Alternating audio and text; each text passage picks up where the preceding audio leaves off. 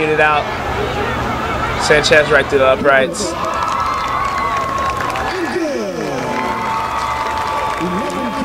And that's gonna be the last points of the game, though, ladies and gentlemen. It's gonna end up being 17-16. But all the scoring really happened in the third quarter. The third quarter was hot. It was a hot quarter right there. And then now we're gonna see Jackson State's last drive. You know, this is where leadership comes in.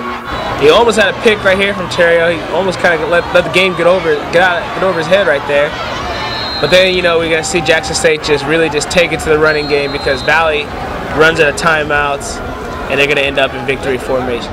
The Narvis, man, we saw MVSU get a little flashy out there, the Narvis. I mean, it's Carlos Sanchez. This he's proven himself over the years. And, you know, I hear Coach Morgan talk about it.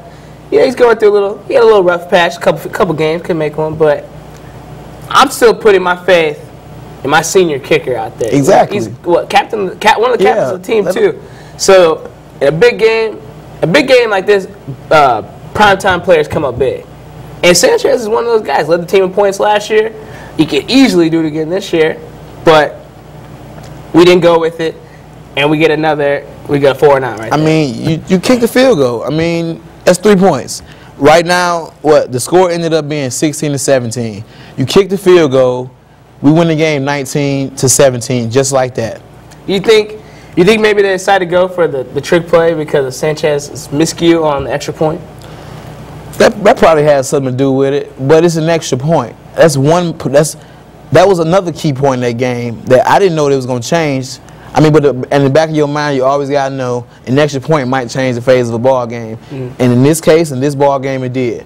But just because he missed an extra point, I mean, you still got to have it's like the coach lost faith in the kicker that quick. You still have to have faith in your kicker.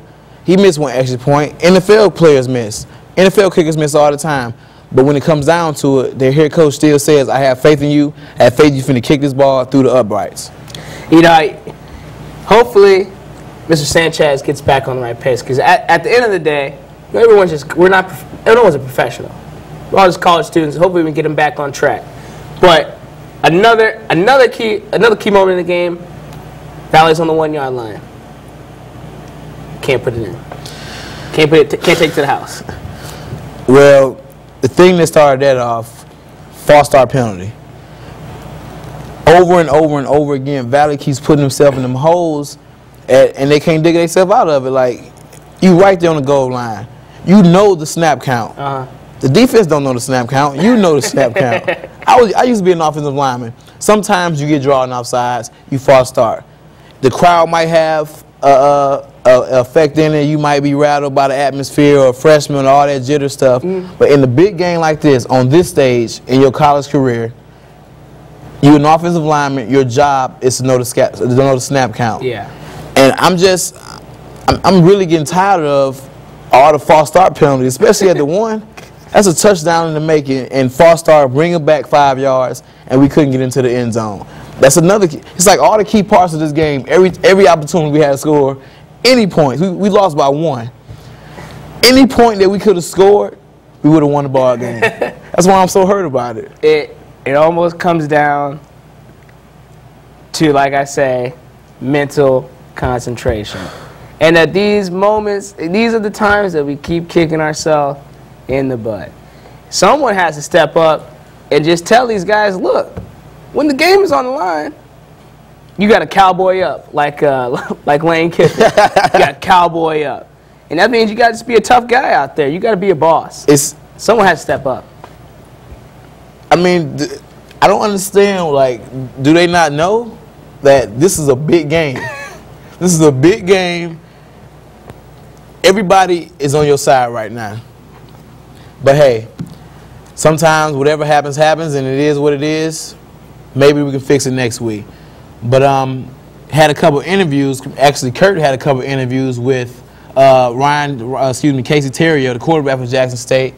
And this is what he had to say about the ball game. Casey Terrio, quarterback for Jackson State. Gutsy performance out there. What were you seeing out there? I mean, there was good coverage. They're playing a lot of twos, a lot of fours.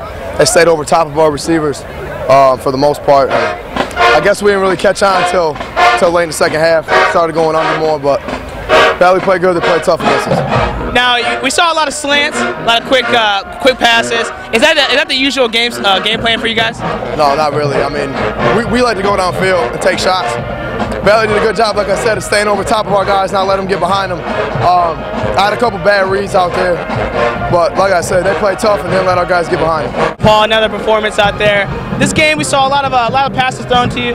Did you think was that the game plan going into today's game? Give me the ball. Get stronger up front. Offense, we had to come together as a team. From the O-line starts with them, quarterbacks to the receivers to the running backs. We had to do it as a team sport, so we're just getting better. Like that. It was a gutsy performance for you guys. All right, well, thanks, Paul. Thank you. Like we always say, Paul Cox, a man of just a great ball player on and off the field. He gave reference to Marvin Pittman. Yes. MVSU's backup quarterback. Yes. Tell me what that meant to you and to just the team. You know, it's like you get a star player like that, and a lot of times they're not going to be humble. But as far as, especially at times like this when you're losing, you're losing you've lost a lot of ball games. A lot of people can place blame on other people or take all the credit. And Paul Cox is still handing out credit where credit is due. And that lets me know as a fan that this team is still together. They may not have anything in the win column, but these boys are playing for each other. That's a great sign right there. That's all you can ask for as a coach. Coach Morgan, I don't care what anyone says, Coach Morgan's doing a great job. He has kept those boys together for all 2 years he's been here. Any other ball club probably would have tore apart and not like their teammates or just place the blame on it, and they did need to do this, they need to do that. But Paul Cox, like you said, one humble young man. Now you got to talk to the players, but ultimately it comes down to the coaches, DeNarvis. Let's see what they had to say. Coach, you guys came out with a victory. You got to be pleased with the effort out there. Well, it was great effort on both sides. You know, I take my hat off to Coach and his staff and his fine ball players and the way they came out excited, gutty, ready to win the football game, you know, and we knew they'd come out fired up, and it was a real challenge for us. It could have went either way this game, and I'm just glad we won it. First half, really didn't see too much offense from you guys, but that second half you guys came out, scored 2 touchdowns in the third quarter. What was the difference going into the halftime? Well, you know, I don't know. I just think they came out with a good scheme, and they came out. They did some things that stymied our offense, and it was well done on their part. And we had to go back and make some adjustments to see if we can eke a few touchdowns out. We were lucky to do that, and we were able to do it. All right. Well, thank you, Coach. Thanks for your time. Thank you. The thing coming into the game, we felt like win, lose, or draw, we need to earn some respect. You know, there was a lot of trash talk coming out at camp about how Valley sucks and Valley need to go D2 and all this kind of stuff, and it was going to be a major blowout. And I told the guys, I said, you know, at some point in time we got to stop people talking about us, and the only way we're going to do it is if we do it on the field.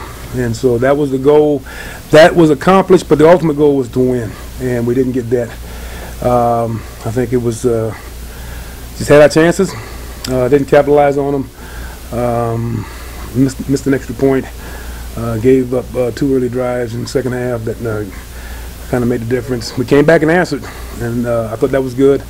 And then we had the ball on the on first and goal on the 4-yard line, and wanted to get a field goal instead of a touchdown that would have put us in the lead. So that's some things to be learned from the game. But I'm proud of the guys, and I think they laid it out there on the field.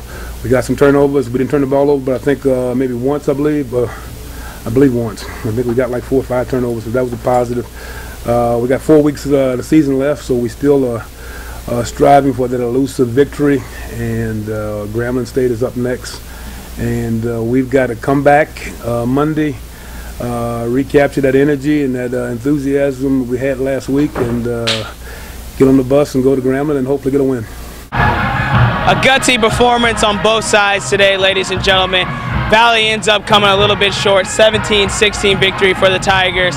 Another great day for football. The atmosphere is still just as fine as it was before the game started. But on a side note, I still would not let my friends go to JSU, ladies and gentlemen. This has been Curtis Ford, DeNarvis Turner Moore Mode. We'll see you guys next week.